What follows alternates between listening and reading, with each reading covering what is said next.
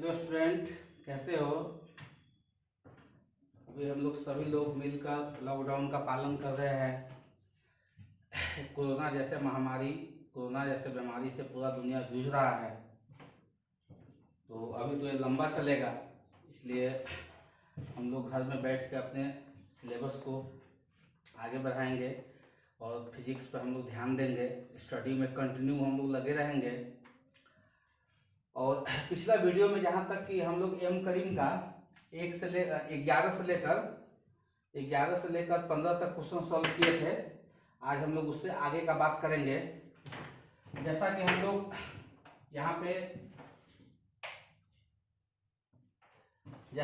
यहाँ पर आपका पहला चैप्टर इलेक्ट्रोस्टैटिक, आपका जो है 12th क्लास का 12th का जो चैप्टर नंबर फर्स्ट था, चैप्टर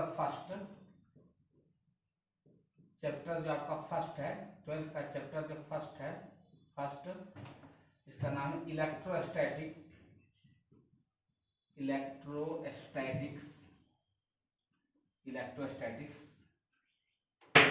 इसी का बात हम लोग कर रहे हैं दोस्त। इलेक्ट्रोस्टैटिक, इसके बारे में क्लास में मैंने बहुत सारे डिटेल में पढ़ाए थे।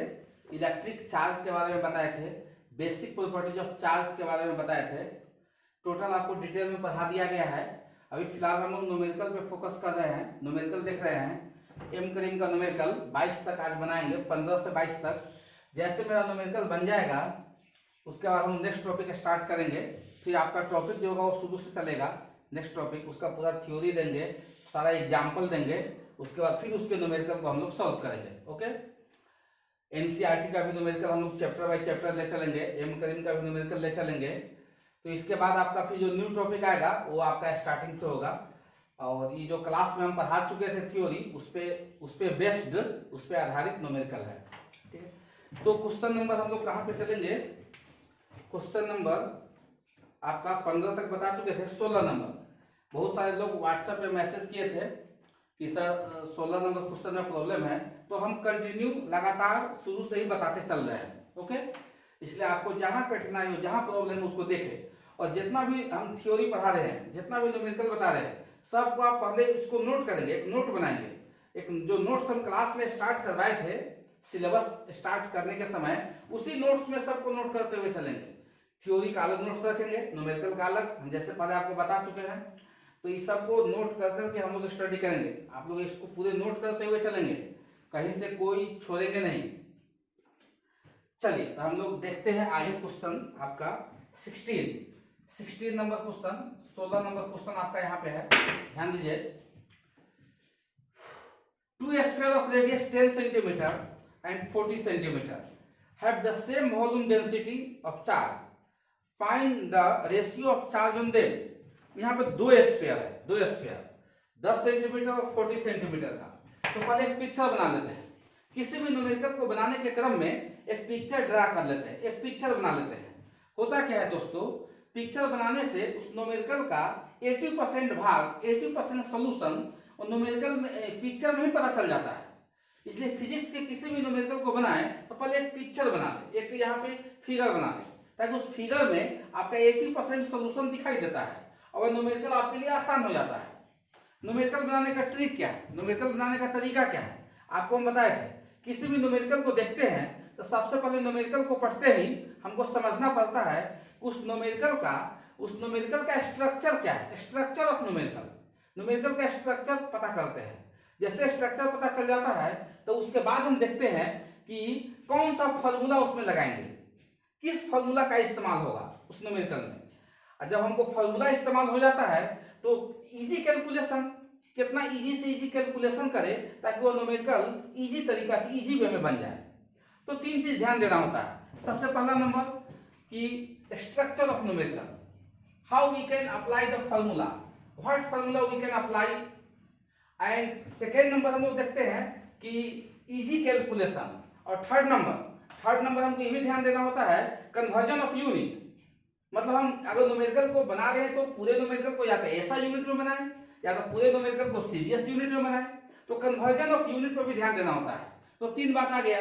पहला नंबर हो गया स्ट्रक्चर ऑफ न्यूमेरिकल, जिसमें फॉर्मूला अप्लाई कैसे होगा पता चलेगा। दूसरा नंबर कन्वर्जन ऑफ यूनिट, और तीसरा number two make easy calculation, उसमें कैलकुलेशन इजी कैसे होगा, तो ये सब पॉइंट ध्यान रखते हैं तो न्यूमेरिकल इजी बनता है, ठीक है। ओके, तो फिगर तो जरूर बनाएंगे, फिगर पर हमेशा ध्यान रखेंगे। Two sphere of radius 10 centimetre और 40 सेंटीमीटर, एक स्फीयर है, ये बेचारा है, इसका रेडियस दिया हुआ है, रेडियस r1 मान लेते हैं 10 सेंटीमीटर है।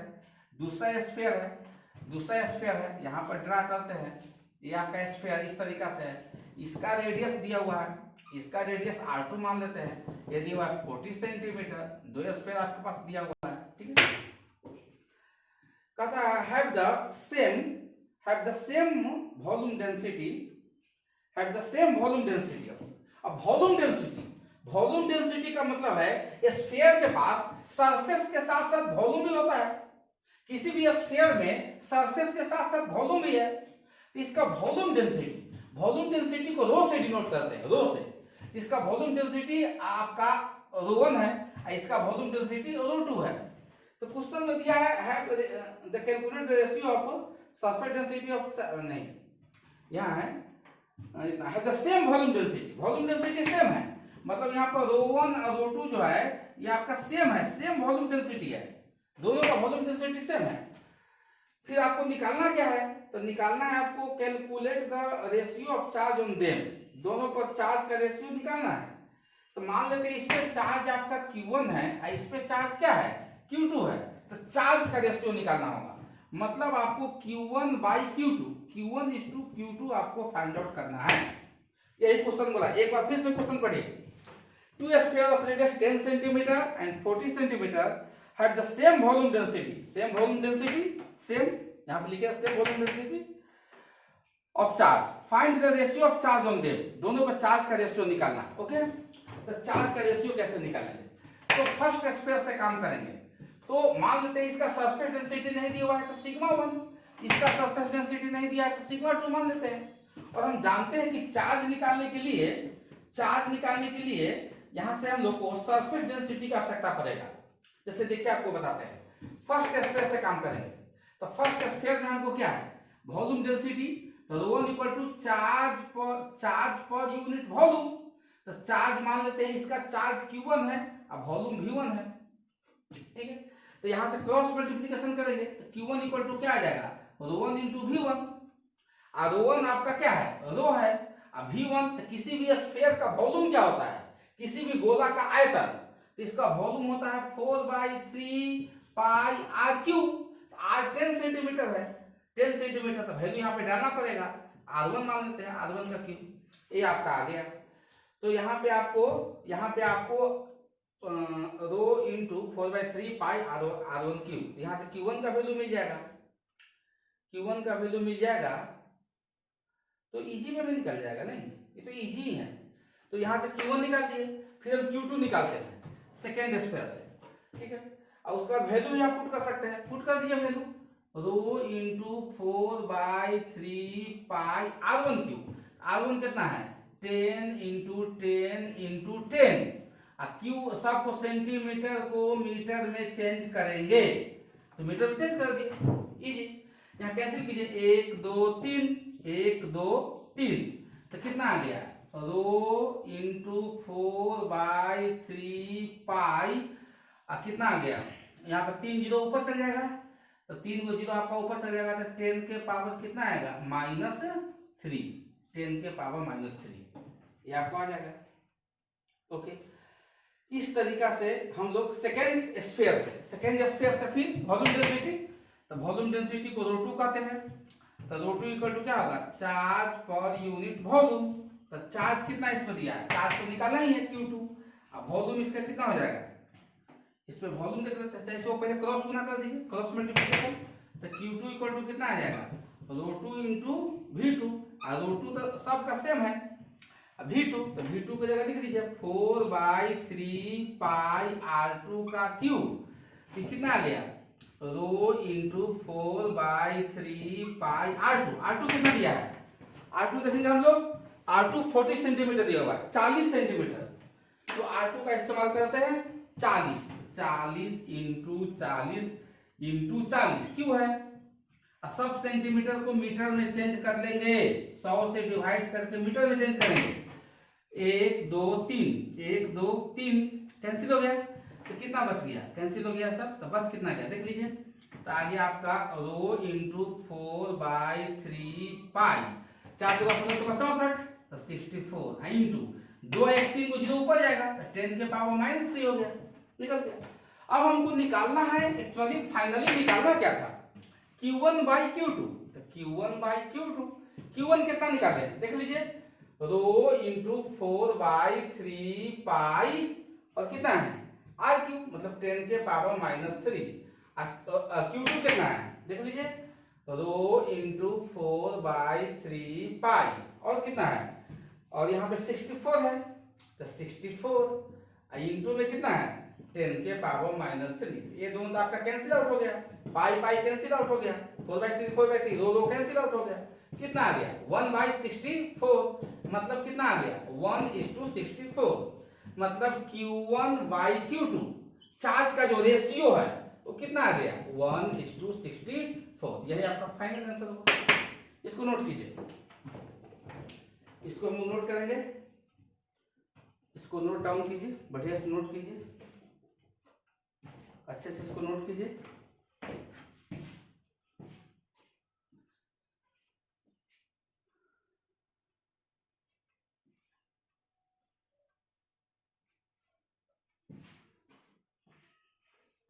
Okay,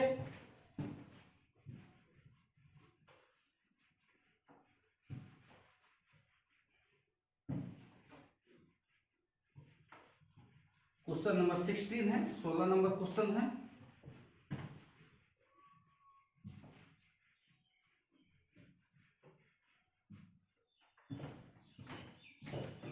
okay, question number 16, 16 number question है। चलिए, अब इसके बाद 16 के बाद क्वेश्चन नंबर आपका 17 है। 17 क्वेश्चन बहुत लोगों से नहीं बना है, 17 क्वेश्चन के बारे में बहुत लोग मैसेज किए हुए हैं कि सर 17 नंबर क्वेश्चन सॉल्व करके भेजे, तो हम 17 नंबर क्वेश्चन पे फोकस करेंगे, बताएंगे। उसके बाद 18 बन गया, 19 number question one day graph generator पढ़ाएंगे, इसी चैप्टर में पढ़ाएंगे, आगे चल के नहीं, इस अगले चैप्टर में, तो वहां बताएंगे। 20 21 22 23, चलिए कोई बात नहीं है, हम लोग आते हैं 17 17 क्वेश्चन, क्वेश्चन नंबर 17, ध्यान दीजिए सब आदमी इधर, 17 17 नंबर क्वेश्चन पे आते हैं। ओके, देखिए ध्यान से देखिए, 17 number question, two sphere have equal charge, दो स्फीयर है, जैसे जैसे क्वेश्चन को पढ़ेंगे एक पिक्चर बनाते हैं। ओके, दो स्फीयर है, लीजिए एक स्फीयर यहां मान लेते हैं और दूसरा स्फीयर यहां मान लेते हैं, दो स्फीयर मेरे पास दिया हुआ है, दो स्फीयर है। ओके, टू स्फीयर, दो गोला है, हैव इक्वल चार्ज, इस पे चार्ज Q1 है, इस पे चार्ज Q2 है, लेकिन दोनों इक्वल है, मतलब Q1 इक्वल टू क्या है Q2 है, दोनों इक्वल है, कोई बात नहीं। फिर कह रहा है कि यहाँ पे calculate the ratio of surface density of charge, इस पे सरफेस डेंसिटी सिग्मा 1 है, इस पे क्या है सिग्मा 2, तो हमको रेशियो निकालना किसका है भाई, तो रेशियो निकालना है सिग्मा 1/σ2 का रेशियो निकालना है। ओके, कहता है if the ratio of the volume density of charge is 8:64, volume density, इसका वॉल्यूम डेंसिटी ρ1 है, इसका वॉल्यूम डेंसिटी ρ2 है, तो वॉल्यूम डेंसिटी का रेशियो दिया हुआ है 8:64। ओके, तो वॉल्यूम डेंसिटी का रेशियो दिया है, तो देखिए आपको करना क्या है इसमें, इस पे ध्यान दीजिए, वॉल्यूम डेंसिटी मतलब हमको दिया है ρ1/ρ2 इक्वल टू 8/64, ये दिया हुआ है, इसको कैंसिल आउट कीजिए तो 1/8 आ जाएगा। अब वॉल्यूम डेंसिटी का फॉर्मूला क्या होता है, तो चार्ज पर यूनिट वॉल्यूम, तो वॉल्यूम V1, चार्ज तो Q है, दोनों का सेम चार्ज है, सेम चार्ज Q1 Q2 मान लेते हैं, Q के बराबर है, सेम है।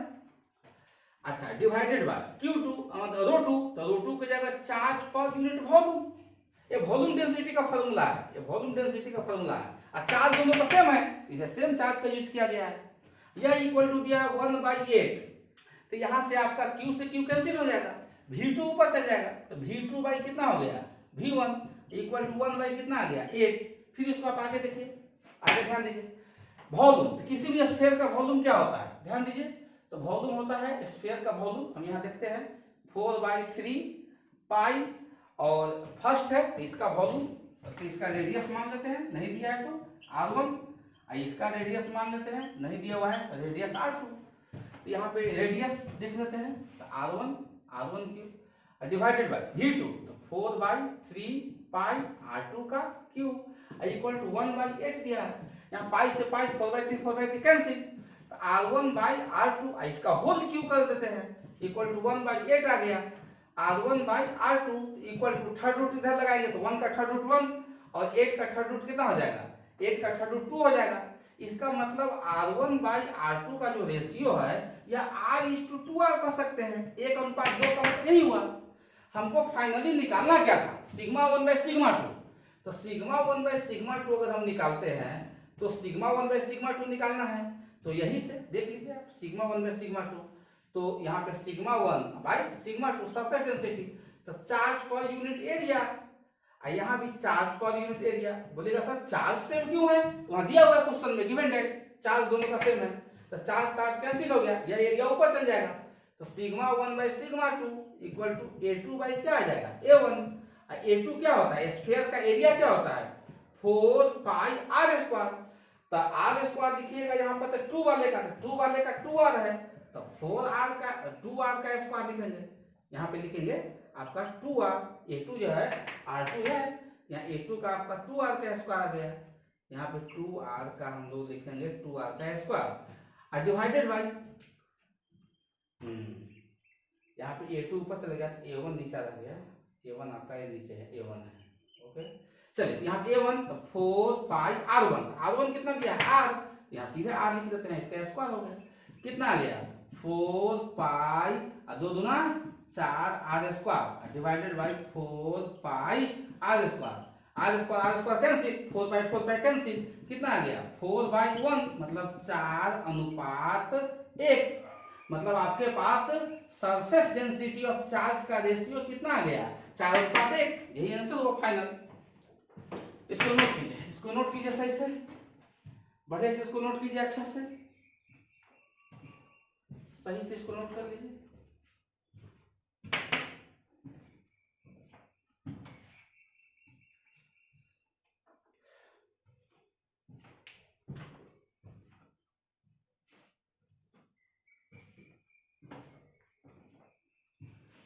एक्चुअली इस क्वेश्चन को एक बार फिर से समझते हैं, इसमें हुआ क्या, दो स्फीयर दिया था, रेडियस नहीं दिया था, आपने तब से मान लिए, चार्ज दोनों का नहीं दिया था, मान लिए हैं, चार्ज दिया था, चार्ज दोनों का क्या था सेम, वॉल्यूम डेंसिटी दोनों का, वॉल्यूम डेंसिटी ρ1 मान लिए ρ2 मान लिए।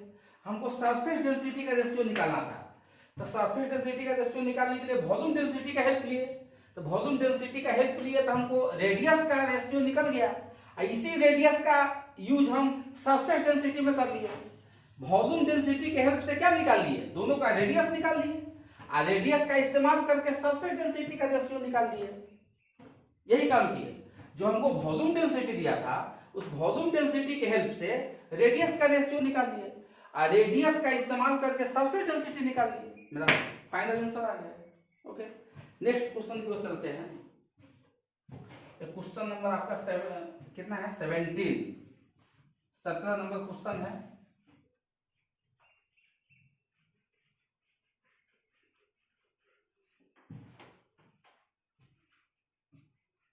बहुत अच्छा क्वेश्चन है, बहुत बढ़िया क्वेश्चन है, इसको घर पे बार बार रिवीजन करें, देखें, इसको अपने से बनाएं।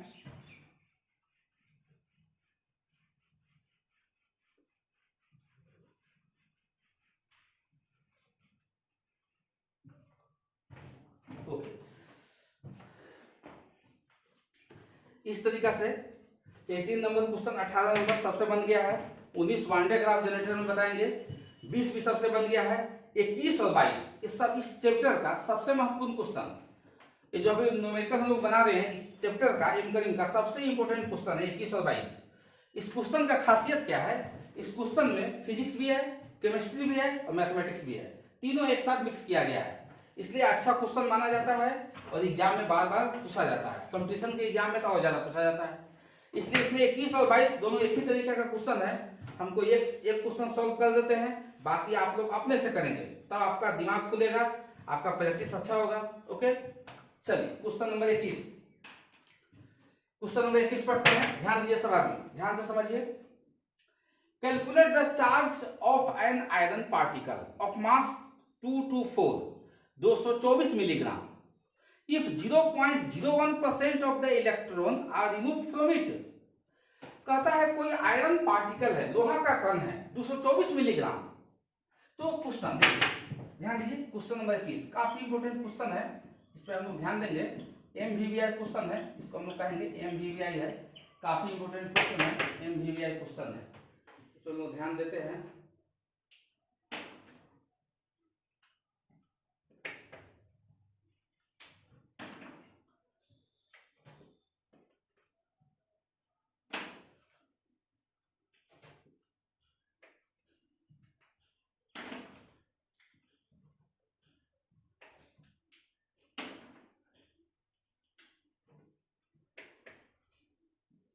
चलिए क्वेश्चन नंबर 21, इस क्वेश्चन ने कहा है 224 मिलीग्राम आयरन। चलिए पहले एक पिक्चर बनाते हैं, हम पहले ही बोल चुके हैं, इसको दो भाग में, पहले दो भाग में इसको हम बांट देते हैं, बनाने में आसान होगा। कोई यहाँ पे आयरन पार्टिकल है, लीजिए आयरन लोहा का टुकड़ा है, चलिए इसको बीच में नहीं बनाते हैं, आयरन पार्टिकल है, यहाँ पे लिख देते हैं आयरन पार्टिकल, ये आपका आयरन पार्टिकल है। आयरन को हम लोग क्या Fe है, आयरन है। तो आयरन में क्या होता है हम जानते हैं, 26 इलेक्ट्रॉन होते हैं, या 26 इसका एटॉमिक नंबर होता है, इसी को हम लोग नंबर ऑफ प्रोटॉन भी कहते हैं, और यहाँ पे होता है 56। आयरन का जो एटॉमिक मास होता है वो 56 है, एटॉमिक नंबर 26 है, इसी 26 को नंबर ऑफ इलेक्ट्रॉन कहते हैं, इसी को नंबर ऑफ प्रोटॉन कहते हैं, ओके, एटॉमिक नंबर कहते हैं। ये आपका एटॉमिक मास है, इसका एटॉमिक मास, इस 56 जो है इसका एटॉमिक मास है, ओके।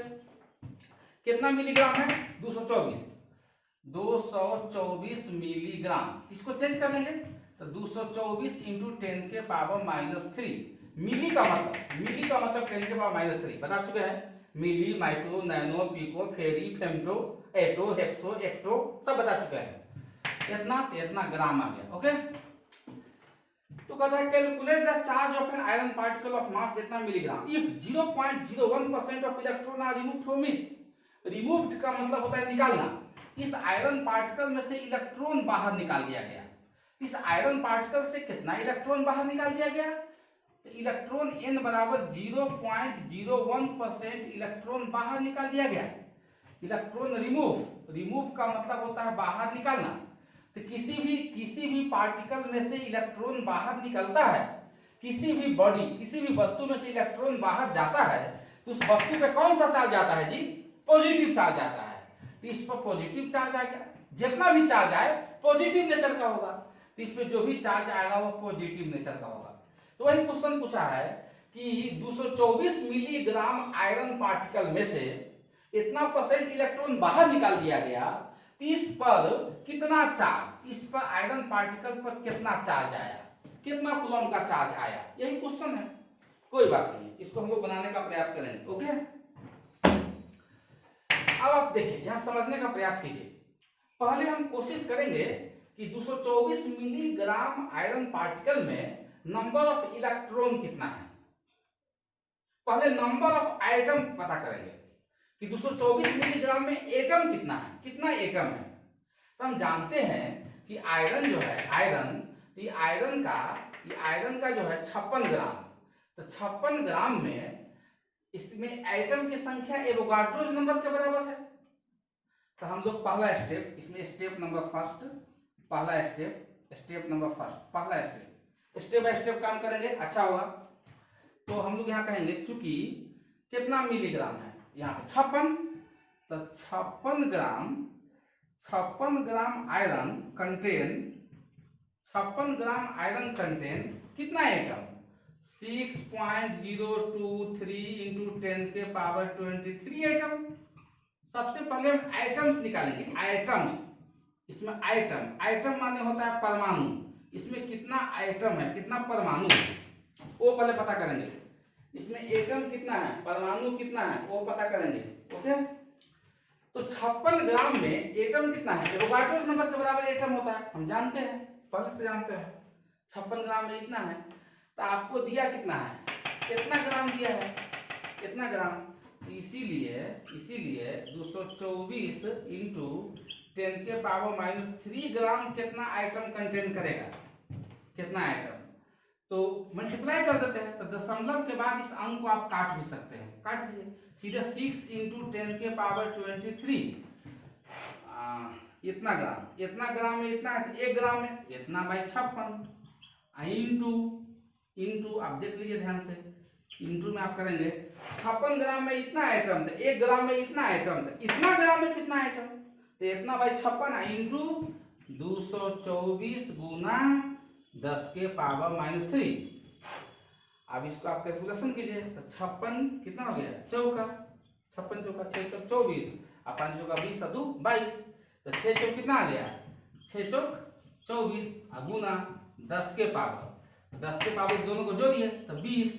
या आइटम की संख्या निकला दोस्त, मतलब 56 ग्राम आयरन में 56 ग्राम आयरन में इतना एटम हुआ, सॉरी 224 ग्राम में इतना एटम हुआ। 56 ग्राम में कितना एटम होता है, एवोगाड्रो नंबर के बराबर, तो इसीलिए आपको इतना ग्राम में इतना एटम मिल गया। Step number first. अब स्टेप नंबर सेकेंड, बोलेगा सर इतना स्टेप बाय स्टेप क्यों बनाते हैं, क्योंकि हमको एटम की संख्या पता करेंगे, फिर नंबर ऑफ, तब उस एटम में कितना इलेक्ट्रॉन है वो पता करेंगे, इसमें इलेक्ट्रॉन कितना है, और तब उस इलेक्ट्रॉन में से इतना परसेंट बाहर गया है, तब जाके हमको n पता होगा कितना बाहर गया, और तब क्यों पता होगा। स्टेप बाय स्टेप चलिए। स्टेप नंबर सेकेंड, तो ये हमको मिल गया एटम। अब किसी भी, अब आयरन के एक एटम में कितना इलेक्ट्रॉन है, 26। आयरन के एक एटम में कितना इलेक्ट्रॉन है, 26। जैसे हम लिखते हैं सोडियम, तो सोडियम लिखते हैं, सोडियम 23, और यहाँ पर लिख देते हैं कितना, सोडियम है 11 लिख देते हैं। तो सोडियम के एक एटम में कितना इलेक्ट्रॉन है, 11। उसी तरीका से आयरन के एक एटम में कितना इलेक्ट्रॉन है, 26। तो वही इलेक्ट्रॉन की संख्या पता करेंगे। तो इलेक्ट्रॉन की संख्या, तो चूंकि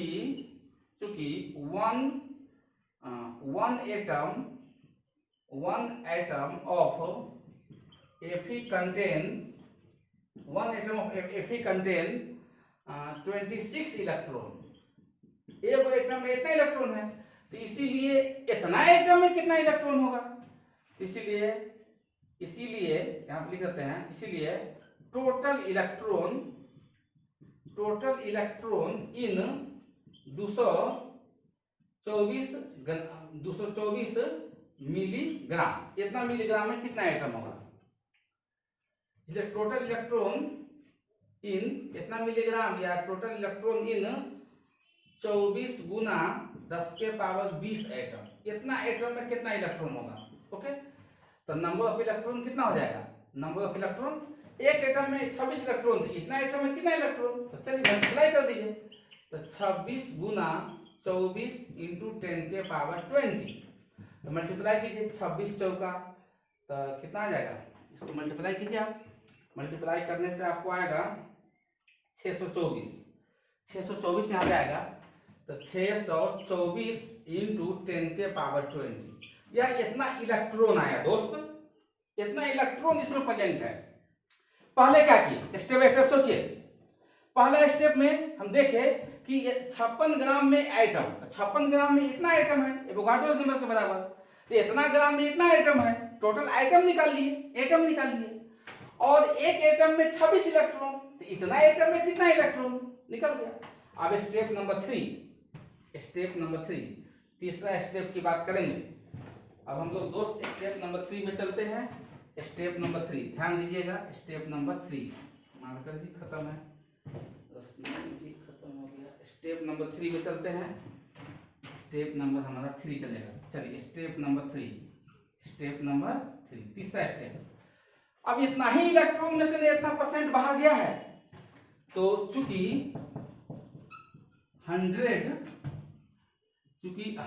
में से कितना आउट हुआ, 0.01 इलेक्ट्रॉन रिमूव,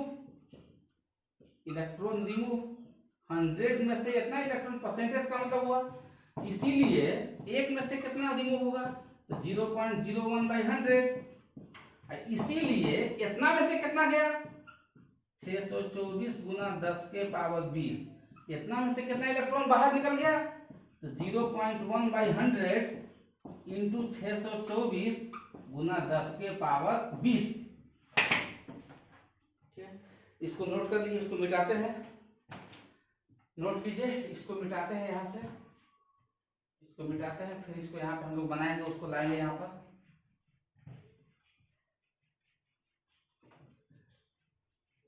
चलिए, तो यहाँ पे हम लोग ध्यान देंगे, तो कितना इलेक्ट्रॉन बाहर गया, तो बाहर जाने वाला इलेक्ट्रॉन का जो संख्या है इसी को n कहते हैं। n मेरे पास कितना आएगा, कितना n आया, कितना इलेक्ट्रॉन बाहर गया, उस पर ध्यान देंगे। तो देखिए ध्यान से, 0.1/100, 0.1 ही ना था, 0. देख लीजिए, नहीं 0.01, 0.01 है, 0.01,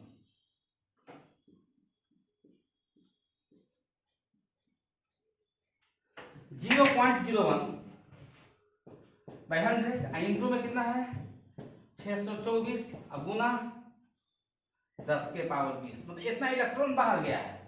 दशमलव हटेगा, 2 अंक है, 2 जीरो नीचे आ जाएगा, ऊपर आ गया 624 इंटू 4 जीरो माइनस होगा, 10 के पावर 16 आ गया, n आ गया n। अब चार्ज कितना उस पे आया, इतना इलेक्ट्रॉन बाहर गया तो चार्ज कितना आया उस पे, तो चार्ज के लिए Q equal to plus N formula लगा देंगे, क्योंकि इलेक्ट्रॉन जाता है तो पॉजिटिव नेचर का चार्ज आता है। यहाँ पे प्लस n का वैल्यू कितना दिया हुआ है 624 इंटू 10 के power 16 E charge of electron, ये तो n आ गया, n का वैल्यू इतना हो गया, और चार्ज ऑफ इलेक्ट्रॉन ई का वैल्यू 1.6 इंटू 10 के पावर -19, इतना कूलम हो गया। एक बार जब यहाँ पॉजिटिव नेचर हम साइन ले चुके हैं तो फिर से इलेक्ट्रॉन का साइन, इलेक्ट्रॉन का चिन्ह लेने की आवश्यकता नहीं है। तो इसको मल्टीप्लाई कीजिए, इसको मल्टीप्लाई कीजिएगा तो देखिए कितना आएगा, मल्टीप्लाई करने के बाद इसका वैल्यू आप चेक कीजिए कितना आता है, तो ये वैल्यू आपको आ जाएगा, इसको आप चेक कीजिए तो 99, इसको आप जोड़ेंगे 9984 इंटू इसको आएगा तो 0.1 है तो 10 आएगा, एक यहाँ 20 होगा, 10 के पावर आ जाएगा आपका इतना 10 के पावर -2 तो -4, 10 के पावर -4 कितना आएगा मल्टीप्लाई करने से। फिर इसको आप करेंगे, वैल्यू करेंगे तो 99.84 इंटू 10 के पावर -2 कूलम, इतना कूलम, ये भी आपका सही है। नहीं तो इसको और आगे बढ़ा दिए तो इसको आप डिवाइड कीजिएगा तो 0.9984 कूलम, ये भी सही है। तो इस तरीका से हाँ इसमें डिवाइड करेंगे आप 10 के पावर -4 से, 10 के पावर 4 आ जाएगा, इतना है। इसको छोड़िए, सीधा आप यहाँ लिखिए, 2 को जीरो यहाँ से हटा दिए, तो 2 को जीरो हटा दिए तो 2 को जीरो से डिवाइड करेंगे, तो डिवाइड करेंगे तो 99.84 और 2 को जीरो यहाँ पे माइनस में रह गया, इतना कूलम आंसर, इतना कूलम चार्ज। तो पहला स्टेप में क्या किए दोस्त, पहला स्टेप में नंबर ऑफ एटम निकाले, दूसरा स्टेप में क्या किए नंबर ऑफ इलेक्ट्रॉन निकाले, तीसरा स्टेप में क्या किए कितना इलेक्ट्रॉन बाहर गया वो निकाले, चौथा स्टेप में क्या किए कितना चार्ज आया वो निकाले, पॉजिटिव नेचर का चार्ज कितना चार्ज आया। तो टोटल कितना स्टेप आ गया 4 स्टेप, ये आपका तीसरा स्टेप आपका यहीं तक था, ये कौन सा स्टेप आ गया चौथा स्टेप। मतलब इस क्वेश्चन को बनाने में 4 स्टेप लगा। पहला स्टेप में एटम की संख्या निकाली, उसमें कितना एटम है 224 मिलीग्राम में एटम कितना है, दूसरा स्टेप में उस एटम में इलेक्ट्रॉन कितना है, तीसरा स्टेप में उस इलेक्ट्रॉन में से कितना इलेक्ट्रॉन बाहर गया, और चौथा स्टेप में इलेक्ट्रॉन बाहर गया तो उसमें चार्ज कितना आया। ओके, तो ये आपका क्वेश्चन नंबर 21 नंबर क्वेश्चन था, ये आपका क्वेश्चन नंबर 21 था, 21 नंबर क्वेश्चन जिसको हम अभी सॉल्व किए हैं एकदम सिमिलरली सेम टू सेम इसी तरीका का 22 नंबर क्वेश्चन है, आप लोग घर पे अपने से सॉल्व करेंगे। ये क्वेश्चन नंबर 22 है, इसका लास्ट क्वेश्चन है और बढ़िया से रिवीजन करेंगे। तब तक के नेक्स्ट वीडियो का इंतजार करें, नेक्स्ट वीडियो आपको मिलेगा। तब तक के लिए लॉकडाउन का पालन करें, घर में रहे, सेफ रहे, स्वस्थ रहे। ओके, थैंक यू, धन्यवाद।